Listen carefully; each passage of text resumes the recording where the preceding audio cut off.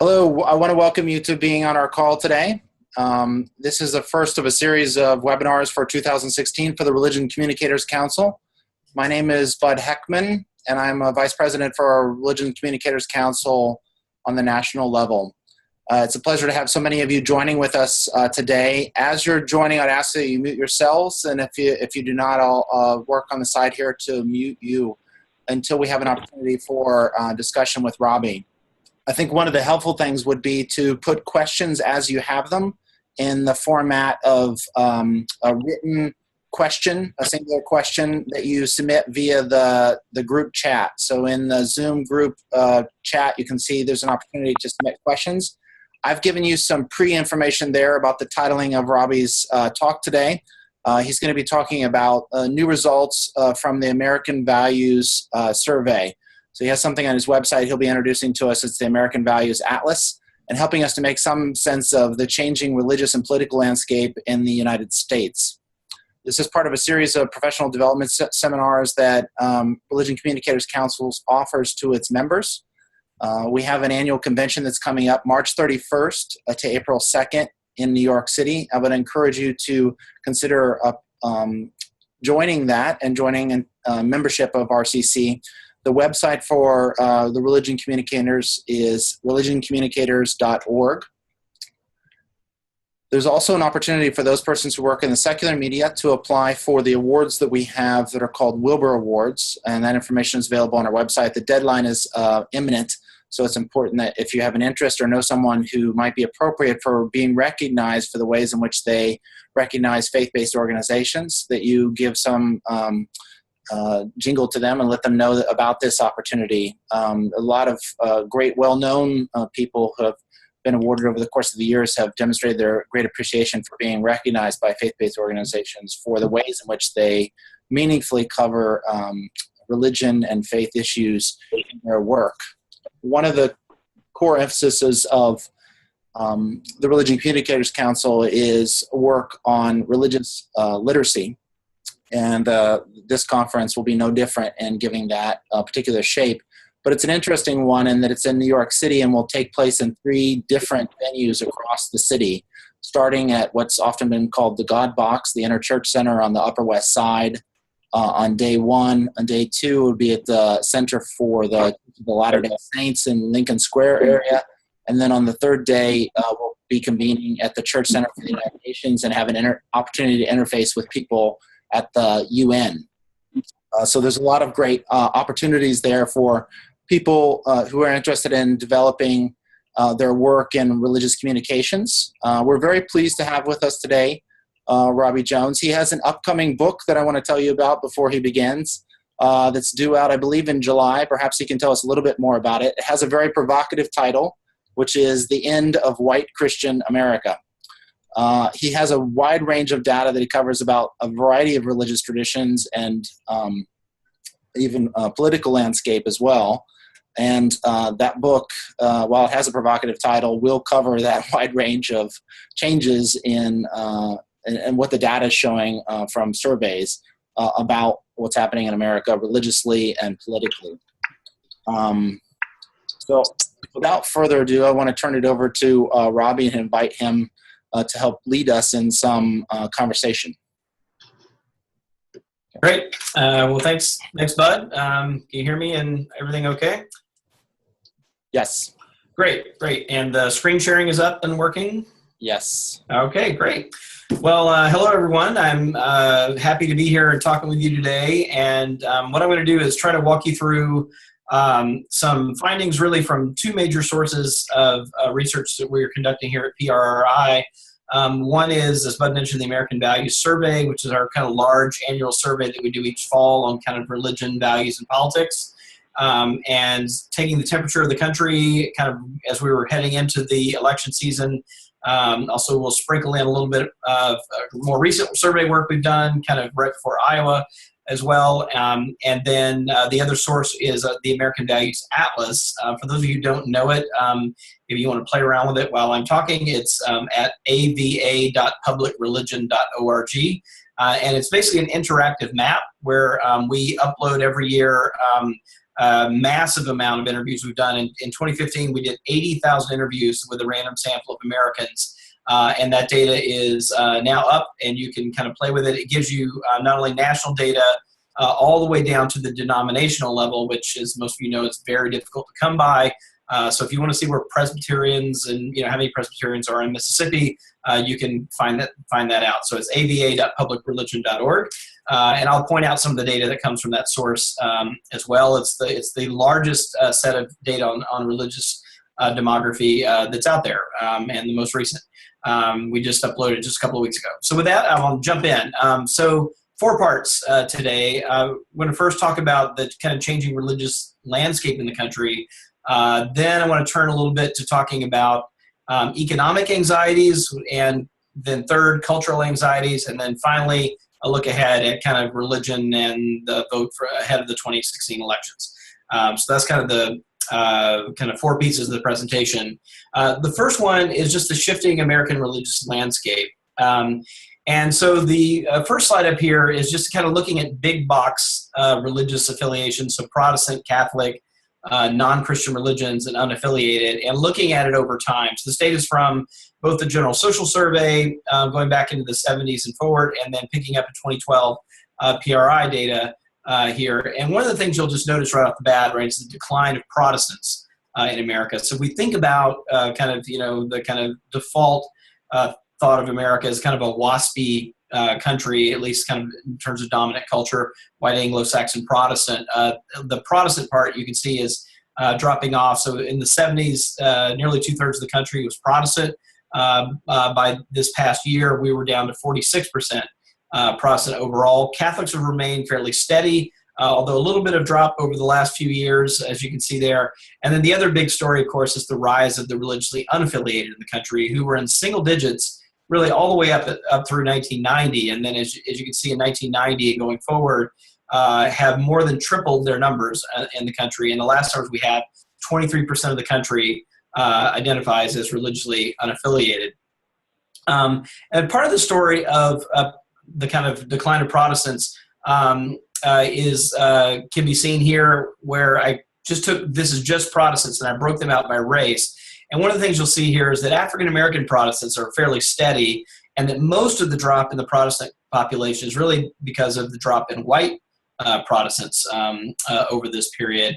And you can basically see that, in the 70s, majority of the country was white Protestant, not just Protestant, but white Protestant.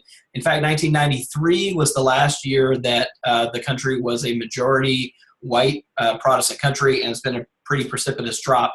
Today it's just a little more than 3 in 10, about 1/3 of the country is white and Protestant. So that's a pretty dramatic sea change in a fairly short amount of time. We see a very similar story among Catholics. So while the number of Catholics overall has remained fairly steady, that hides, I think, a lot of churn, and particularly it hides decline of white Catholics over this period. So again, in the 1970s, about 1/4 of the country was not just Catholic, but mostly white and Catholic. Started diversifying in the 90s, and really by the turn of the century, we start seeing a fairly steep decline among white Protestants, but some replacement with Latino, particularly with Latino or Hispanic Catholics in the country that have really held those numbers more steady. But again, if you're looking at just the white Catholics, have gone from about 1/4 of the country now down to less than 15% of the country today. So this is what the American religious landscape looks like kind of as a result of all of that, all of those shifts in the country. And the biggest thing I think to take away here is that I've colored all of the blues in this color in this pie chart are some variety of white Christian affiliation. So the first thing you can kind of see, if you're just looking not at the numbers but at the patterns, is that white Christians in the country make up far, less than a majority. About 45% of the country is now white and Christian, and you'll see a fairly big swath of the country now is sort of non-white and Christian. About 5% of the country is Jewish, Muslim, Buddhist, Hindu, or some other kind of Eastern religion or non-Western religion. And then again, the big thing that sticks out here is 23% of the country are religiously unaffiliated today, and that actually makes that group the largest, quote unquote, religious group in the country at 23%. They're bigger than white evangelical Protestants, bigger than white mainline Protestants, bigger than white Catholics, and even if you add in Latino Catholics, they're still bigger than the two of those put together. So it's a fairly interesting kind of dramatic change just in a fairly short amount of time. One way to kind of get another look at this, we looked at kind of trends going back, is to look at the generational strata in America. So what you can kind of read this next chart on slide 7 as maybe like an archaeological digging back through the generational strata and looking at religious affiliation by age. And again, if you kind of just ignore the numbers, but if you look at the patterns, it's pretty obvious that there's a very big sea change afoot. So if you look at seniors, really it's 2/3 of seniors are white and Christian. If you look at the number of 18 to 29-year-olds, you're looking at only about 3 in 10 are white and Christian. And then the unaffiliated in green on top, you can see there too. The number of unaffiliated Americans among the youngest Americans is triple the number it is among seniors. So again, a lot of change, fairly short amount of time.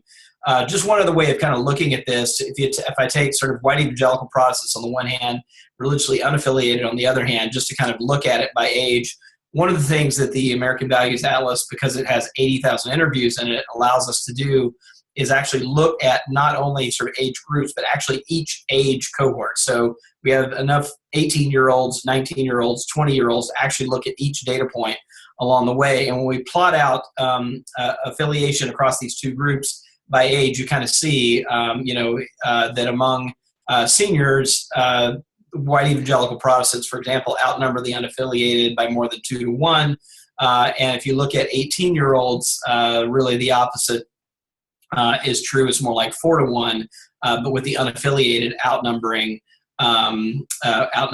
the white evangelical Protestants on the other end. And the kind of point at which things cross is about age 50, where there's kind of equal numbers. But you can see it's a pretty linear trend in either direction. The other thing to say, I won't spend too much time here, but just to kind of note that even among the unaffiliated, there is a larger generation gap today than there has ever been. So even though those like over the age of 30, you plot them over time, have always been less unaffiliated than younger people, today the accelerated number of young people has really widened that gap out. So if you look at, we were looking in the early 1990s, we were looking at, really only a 6 percentage point sort of difference. But by the time we get out to 2014, we're looking at more than a 20 point generation gap here. So again, really accelerating among young people. One other thing to say too is that geographically, even heartland America is not immune to a lot of these changes that are happening on the national scene. So it's not just a bi-coastal phenomenon. So we just came out of the Iowa caucuses. We put up some analysis of Iowa's changing religious landscape, just to kind of paint this picture. The one place where Iowa was bucking the national trend is actually among white evangelical Protestants, where their numbers stayed fairly steady. If we compared kind of right before the Obama era, 2007 to the present, they're 25% Iowans were 25% white evangelical in 2007. 26% in 2015. But the other categories of white Christians, white mainline Protestant, white Catholics, both showing declines, even in kind of heartland Iowa. And then the other, I think, big change here is a 9 percentage point jump between 2007 and the present in Iowa among religiously unaffiliated. So today in Iowa, about a quarter of Iowans are religiously unaffiliated, up from about 15% just 8 years ago. The other thing that this has done, these shifts have changed the way that people are thinking about, I think, Christianity and its place in American history and its place in current kind of culture and American identity.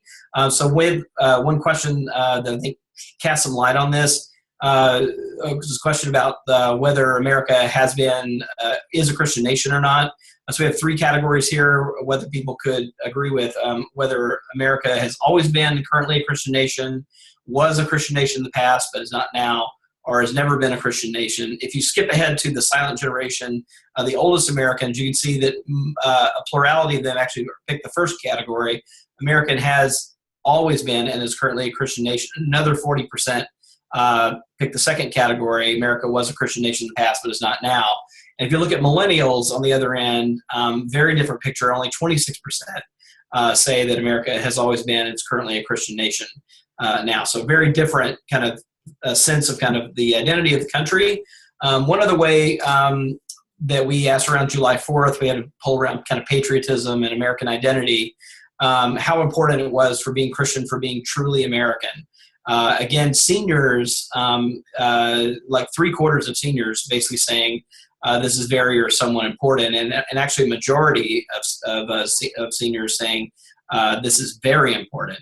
If you look at millennials, a very different picture, only 35% saying this is even somewhat important, and only 1 in 5 willing to say it's very important. So less than half the rate of seniors. So really changing, what we see here is really the changing perception of the importance of Christianity to kind of American identity in the country. And this is a result of a lot of the demographic changes too. So I think that's kind of part of the story. The other part of the story I want to kind of at least give a nod to that I think is fueling, I think, some of the anxiety we're seeing in the country today. It's not just about demographic and cultural change or religious change. It's also about kind of economic anxiety and even pessimism about the future. And these are, I think, interlocking phenomenon today. So I just want to give a nod to a couple of things here. The economists have been telling us that the economy is getting better, that we're not technically in a recession, but what we see in public opinion polls, that hasn't really trickled down.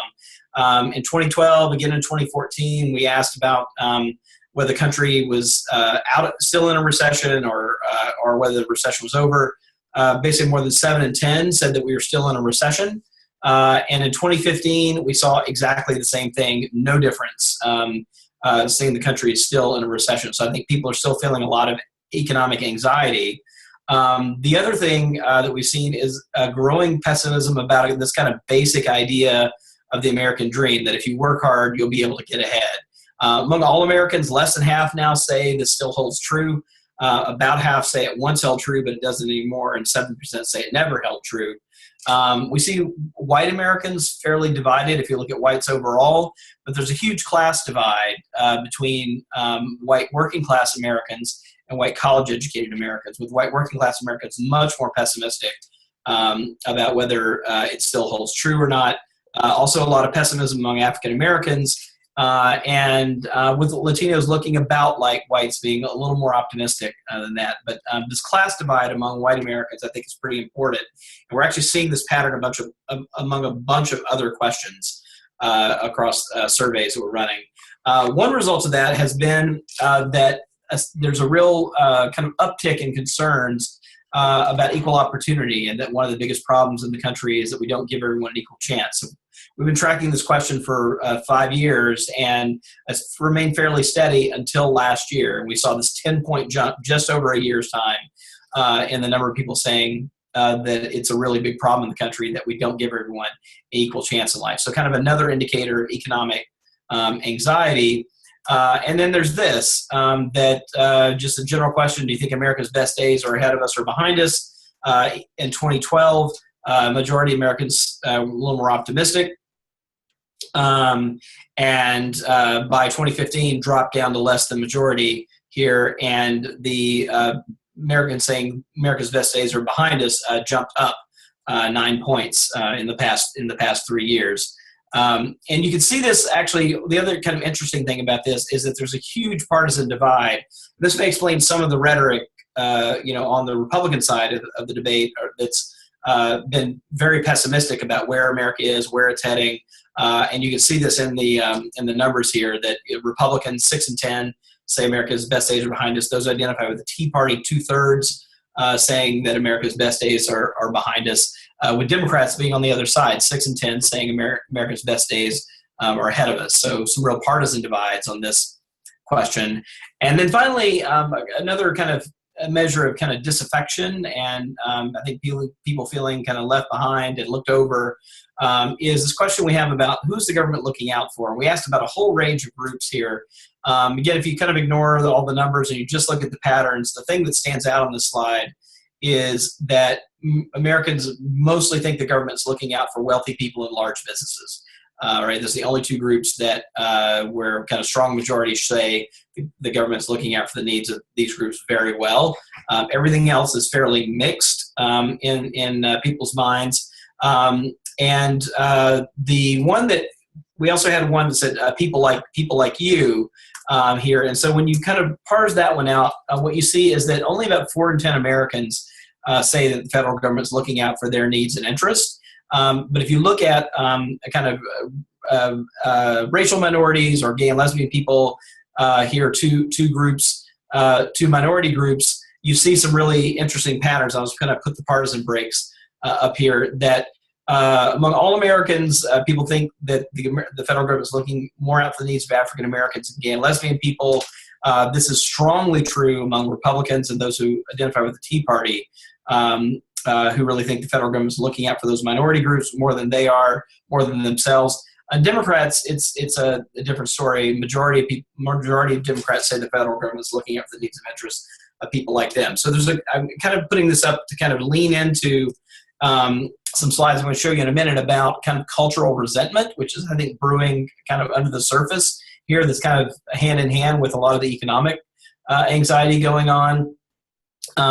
Here I put up some religious breaks. You can kind of see two religious groups. Here I put up the religiously unaffiliated and white evangelical Protestants. Again, white evangelical Protestants who are a kind of heavily Republican constituency looking fairly like Republicans on this issue, about 4 in 10 saying the federal government's looking out for people like them, but 7 in 10 or more saying that the federal government is looking more out for minority groups. The unaffiliated kind of looking fairly even across these groups. So a little bit about ethnic and racial tensions here. We're also seeing an uptick in concerns about immigration, about cultural difference. And so here's just one measure of this. It bothers me when I come into contact with immigrants who speak little or no English. Between 2012 and 2015, we see an 8-point uptick on this number. So in 2012, a majority, kind of strong majority, 57% disagreed with the statement. Today, it's basically divided in the country. It's a slim majority, but it's basically divided. So real uptick in concerns about this. And we also see these concerns, again, if you look at white working class Americans compared to white college-educated Americans, you see kind of mirror images here that among white college-educated Americans, most disagree with the statement. Among white working-class Americans, almost 2 to 1 agree with the statement. And we see similar generational divides as well, where younger Americans much more likely to disagree with the statement, older Americans much more likely to agree with the statement. And a question we've been asking for a while that we've seen a slight uptick in as well, a kind of agree or disagree statement. Today, discrimination against whites has become as big a problem as discrimination against blacks and other minorities. And we see here basically 2/3 of Tea Party, 2/3 of Republicans agreeing with that statement. Only 28% of Democrats agree with that statement. Americans overall, about 4 in 10, a little more than 4 in 10 agreeing with the statement. So some real divides over kind of racial politics in the country. The other place we're seeing it is around attitudes around Islam that we have been tracking, again, this number for about 5 years. Do you agree or disagree the values of Islam are at odds with American values and way of life? The country was basically divided at the 10-year anniversary of 9/11 on this question. Basically still divided when we check back in 2 years later in 2013. In our last survey this past fall, we now see a majority of the country, 56%, agreeing with this statement. So more negative attitudes toward Islam and its compatibility with American values. And here are the religious breaks on that question. Again, 56% of all Americans. And what you basically see here is, every major religious group, white evangelicals, white mainland Protestants, African-American Protestants, Catholics, basically all in majority territory on this question with the unaffiliated and those who belong to a non-Christian religion such as Judaism, Buddhism, Islam, and others also in minority territory. So, but basically all Christian groups in majority territory agreeing with the statement, although there is some significant differences with white evangelicals kind of standing out as being the most, kind of the strongest on this question. And then finally, to wrap up this section before I get to the election, cultural changes. This is a kind of a basic question that we found really stratifies the American public in surprising ways. So since the 1950s, do you think American culture and way of life has mostly changed for the better, or has it mostly changed for the worse? And what we find is that among all Americans, a little pessimistic, 53% change for the worse, but it's mostly driven by white attitudes here. So African Americans, 60% change for the better, Latinos, 54% change for the better. And then if you look at whites overall, it's 57% change for the worse. And if you narrow it down and look at non-college educated whites, so they're white working class Americans, it's 62% change for the worse. So some real racial divides on kind of where American culture and way of life has kind of gone since the 50s. Here are the religious breaks. Again, what you'll see is the kind of key patterns that white religious groups, much more pessimistic, with white evangelicals really standing out here, 72% saying that American culture has mostly changed for the worse, whereas the unaffiliated African-American Protestants and those of non-Christian religious affiliation are all saying mostly changed for the better. Catholics mostly divided on the question. So finally, I'm going to kind of go to the... just want to interrupt you for one moment. Remind folks, if they would, to look at the chat that's at the bottom of their screen to be able to, or the side of their screen as it may be, to submit questions as you're presenting, the questions that they might like to discuss with you at the end, because it might be difficult to hear everyone, and it might be a good way to filter questions. So I encourage you to, through the chat mechanism, to submit your questions as Robby's speaking. Thanks. Great. While we're paused here, I should say too, I'm happy to make these slides available afterwards. So if things have flown by, too quickly to kind of write stuff down, I'm happy to distribute them after the fact. And I can come back to anything when we get to questions. So looking ahead to the 2016 elections, just a few insights, and then this is the last section. I'll wrap it up. So here, just kind of look back just as a reminder. This is from the exit polls. 2012 vote by religious affiliation. Basically what we see here is, again, a pretty big divide by race in the religious community. So if you look at the strongest supporters for Barack Obama, they were basically African-American Latino Christians, so African-American Protestants, Latino Catholics, and Jews, and the religiously unaffiliated. And on the other side, the strongest supporters of Mitt Romney were white evangelicals, Mormons, and white Catholics, and white mainliners mostly siding with Romney, but a little more divided. Probably they're the most divided religious group in the last election. So that's kind of what the pattern looked like in the last election, and that pattern actually has been pretty stable. So kind of looking back, this is just the Democratic side, just to kind of make it easy to see. But looking back 2004, 2008, 2012, as you can see, not a lot of movement in the religious kind of vote over time, a lot of stability. Here, the one place I would point to where there's been a kind of steady progression toward the Democratic side is Latino Catholics, right? So Hispanic Catholics right there in the middle of the screen, 65% support for in 2004. For Kerry, 72%, for Obama, 75% for Obama re-election. So that has been a kind of steady movement. Most other places, not a lot of big movement across time. And just to kind of highlight the steadiness of the evangelical support for presidential candidates, here's just the kind of Democrat-Republican candidate broken out here, but you can see it's pretty tabletop. Steady, just a little bit of wiggle, but not a lot. One other thing to kind of point out is the kind of reliance on white Christian voters by party. So what I did here on this slide is kind of put together from the exit polls for each presidential candidate in a presidential election year, going back to President Clinton and forward, the percent of their coalition who identified as white and Christian, so white, non-Hispanic Christian. So if you look back at kind of the Clinton years, Democratic candidate versus the Republican candidate, there was certainly still a divide with Republican candidates much more reliant on white Christian voters, 86% of their coalition, white Christian voters versus Democratic candidates at 60%. But what has happened over time is the gap has gotten bigger, and basically Republican candidates have remained fairly reliant on white Christian voters, still at 8 and 10 in 2012, while Democratic presidential candidates have been kind of following the changing demographics in the country. In fact, at Obama's last election, less than 4 in 10 of Obama's coalition in his reelection were white and Christian voters. So we're kind of seeing a drifting apart here in terms of kind of the white Christian vote between the two political parties. That's also true for the unaffiliated vote, kind of looking at the progression over time. Interesting to note, like today, we think of the unaffiliated as a very reliable Democratic constituency. But if you go back to the 80s, that was less true. In fact, in 1980, there was not a lot of difference between support for Democratic and Republican candidates among the unaffiliated in 1980. But as that group has grown, it has also drifted kind of more clearly into each partisan's camp.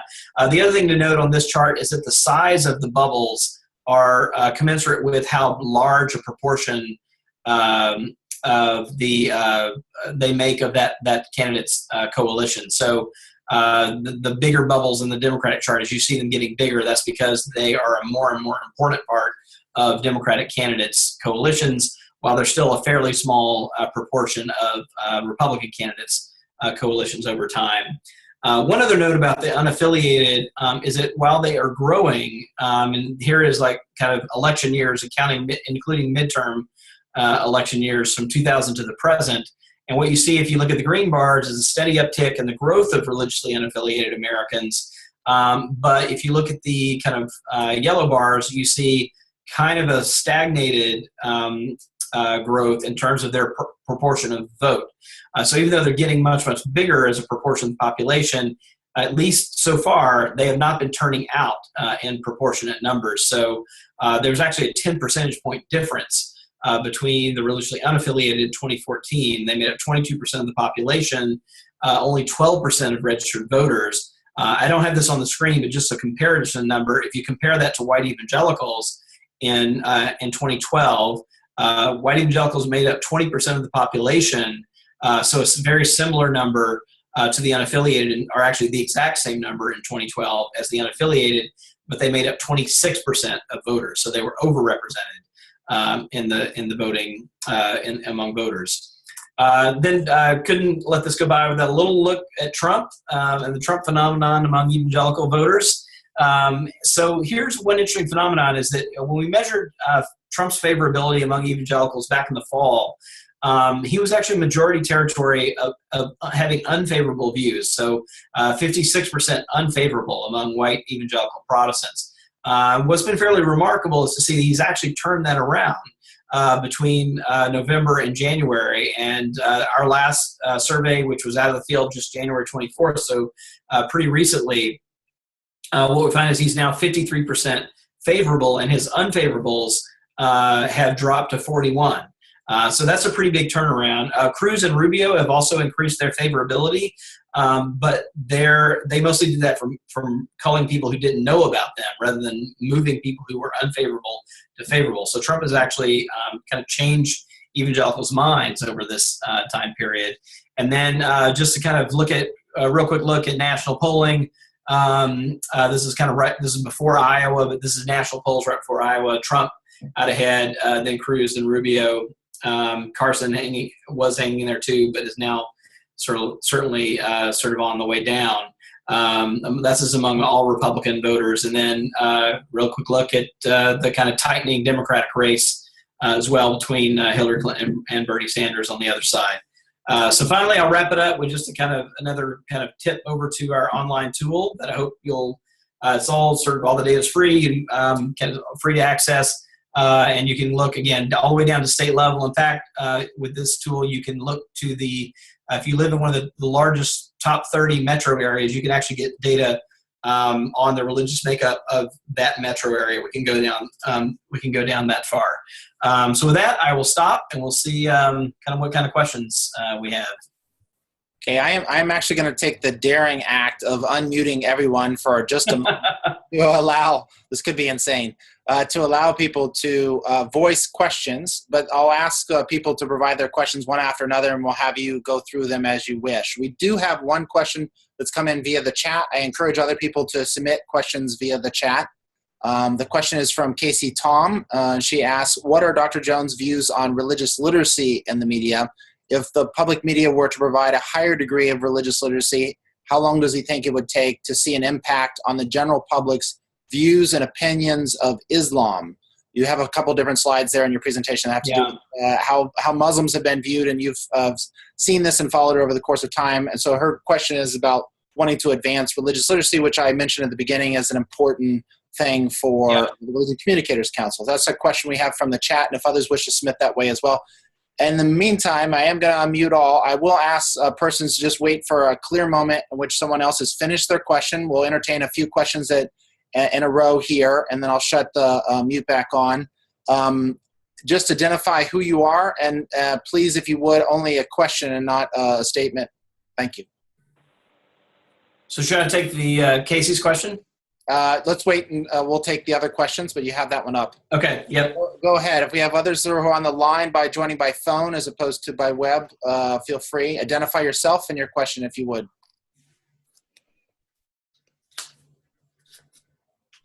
Hi, this is Linda Bloom with United Methodist News Service and president of the RCC New York chapter. I was wondering what the statistics show you in terms of the continuing decline of the political influence of mainstream Protestants. I mean, it seems sort of, I guess, self-evident, but I'm wondering if you can talk a little bit more about that. Can you just say a little bit more? Do you mean in terms of kind of immediately, like influencing legislation? Do you mean influencing elections? Like, do you have something particular in mind? Yeah, I guess since we're in the election season, influencing elections. Yeah. Well, I mean, one thing to say about mainline Protestants, you know, we put that slide up. I'll kind of go back to it while I'm talking about. What's interesting about white mainline Protestants is that they are, for example, that group is like the most divided groups. And I think one of the reasons why white evangelicals have been able to have, I think, a very, influential role, particularly in the GOP nominating process, is because they have been active mostly on one side of politics. So, the last elections we're looking at have voted nearly 8 and 10 for Republican candidates. And then we're looking at, like in Iowa, they made up 26% of Iowans, but they made up 60% of GOP Iowa caucus goers. And we're probably looking ahead at South Carolina. Now, it won't be a big factor in New Hampshire. They're only about 9% of New Hampshire residents. But in South Carolina, white evangelicals are 26% of the state. But they will also probably make up at least 6 and 10 GOP caucus goers. So I think one of the reasons why, so even though like white evangelicals aren't, and today really aren't, sizably different, it's the fact that they're concentrated on one side of the partisan divide that gives them a kind of outsized influence, whereas mainliners are kind of divided over that. And so that sort of, I think, dilutes their voice in our kind of, two-party, in our two-party system. Okay, thank you. Yeah. All right, now we'll take our next caller. Again, you can submit questions via chat, or if you're on the phone with us, everyone's been unmuted except for those people who are muting themselves. So if you're not able to raise your voice, you'll have to unmute yourself as well. Go ahead, next caller.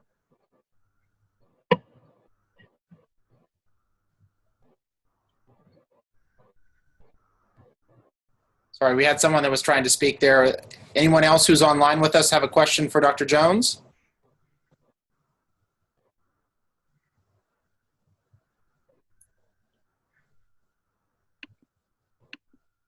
Okay, Dr. Jones, why don't you take Casey's question? Yeah. Again, she was asking about religious literacy in the media and if the media were to provide a higher degree of religious literacy and emphasize it, how do you think that might have an impact on people's views and opinions on Islam? Yeah, well, it's a great question. It's super important. I mean, one of the things that we know is that very, very few Americans have daily or any kind of regular interactions with anyone who's Muslim. So if you're not living in a major city, and even even then, it might not be that frequent, and it has to do with Muslims account for less than 2%, closer to 1% of the U.S. population, and tend to be concentrated in just a few areas of the country. So I think that's a real challenge. So that what it does mean is that most people's perceptions are not formed by daily interactions or regular kind of personal interactions. Most people's perceptions are, in fact, mediated in the most literal sense of that word. They are constructed through the media. And so I think knowing that, it does mean the media, I think, has a real responsibility to kind of educate and provide kind of basic literacy. Most Americans also say that they don't know a lot about Islam, so they know that they don't know a lot about Islam. Some other surveys we've done that majorities of Americans say they'd be interested in learning more about Islam. So I think there's an appetite there for it. And one kind of key insight here, though, is that what I think has happened is that there's been sort of two narratives about Islam that have been sort of ideologically spread.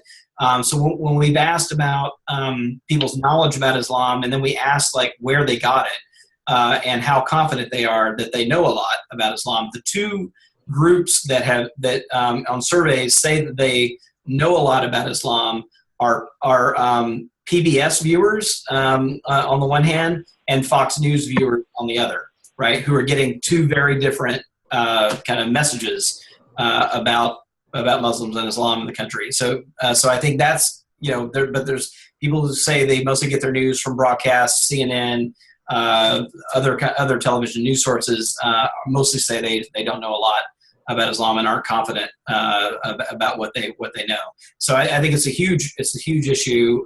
There's an appetite there for it, and so I think a real opportunity for some increased coverage that would be sort of good for the country.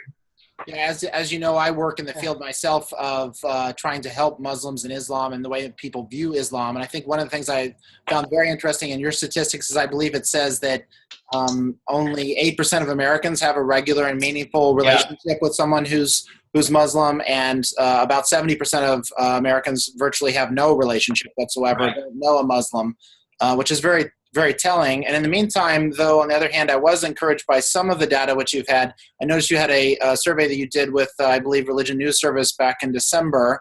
And in the heat of the election cycle, with all of the fanning of anti-Muslim sentiment that goes along with that to pander to certain particular types of audience sets within the election cycle, that's quite typical, but it's happening again. There still is a fairly positive sentiment towards Muslims in terms of seeing them as part of the fabric of American life.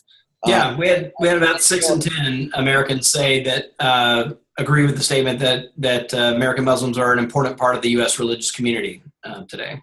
Yeah, I mean, to me, that shows that's an improvement in my experience over and against previous election cycles and the sort of dip that is taken. So it shows evidence of what it is I think that Casey was asking about, the greater sense of awareness that people have about Muslims and Islam, the more that we're talking about it in constructive ways, benefits that sort of sentiment polling. Yeah. Additional questions from our audience?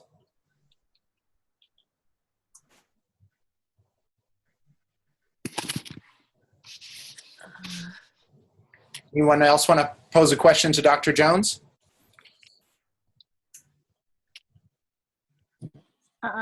This is Margaret, and I have a question. In what respects would you summarize religious affiliation or religion still matters in American politics?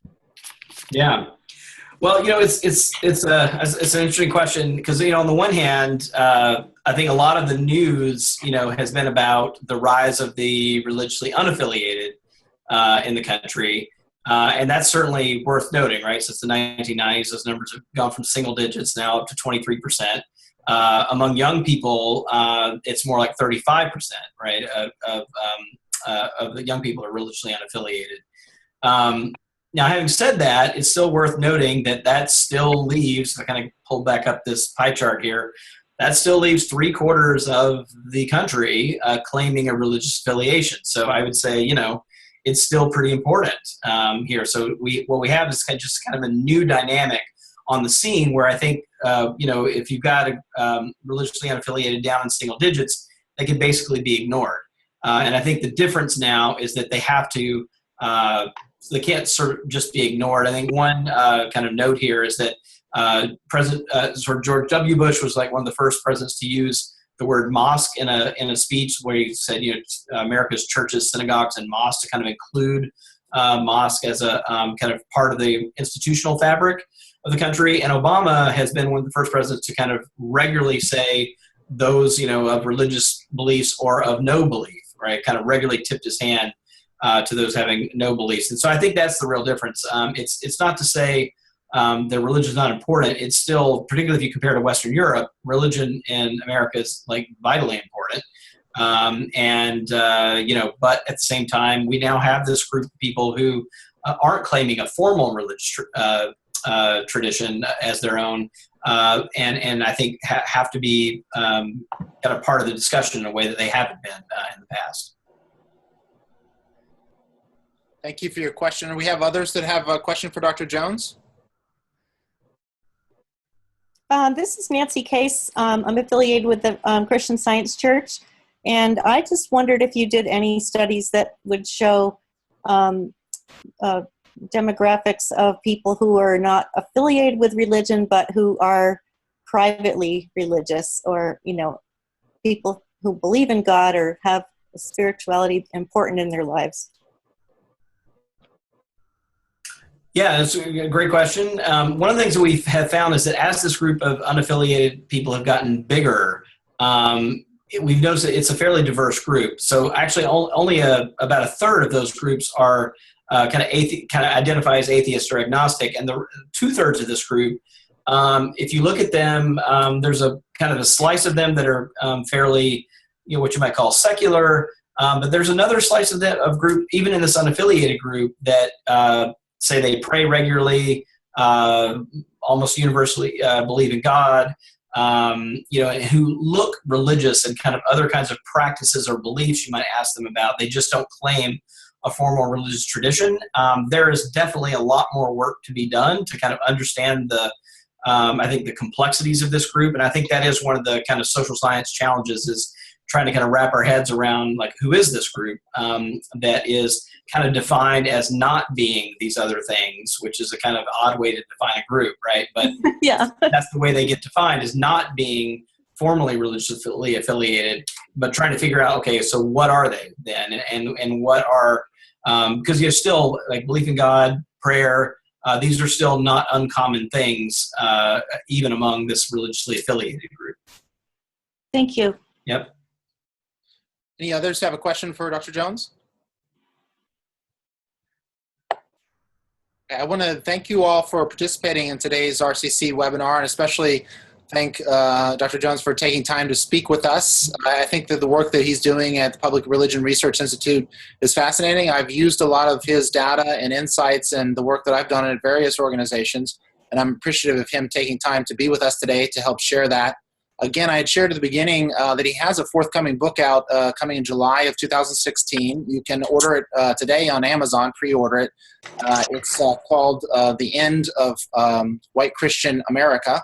It's a very provocative title, as I had shared, but obviously you can see from the type of information that Robby's shared that he's talking about a lot of different religious and political happenings, changes in the landscape in the United States as part of his work. And we're getting a little sampling of the kinds of things that you'll be seeing or learning about if you're take the opportunity to engage with that new resource. As well, I also shared that Religion Communicators Council is having its upcoming annual conference in New York City, March 31st to April the 2nd, and I encourage you to visit religioncommunicators.org to sign up and participate in that today. And we have coming very near the deadline for the Wilbur Awards, which helps recognize people in secular media who help cover faith-based and religious issues in a creative way. So thank you for being with us today, Dr. Jones, and for all of you for joining. I have to say, this is the first time I've participated in a webinar in which the whole cadre of people who joined on stayed on for the entirety of the webinar. So kudos to you. Oh, great. All right. Yeah, thanks for having me. All right, great. Thank you. Thank you. Thank you. Thank you.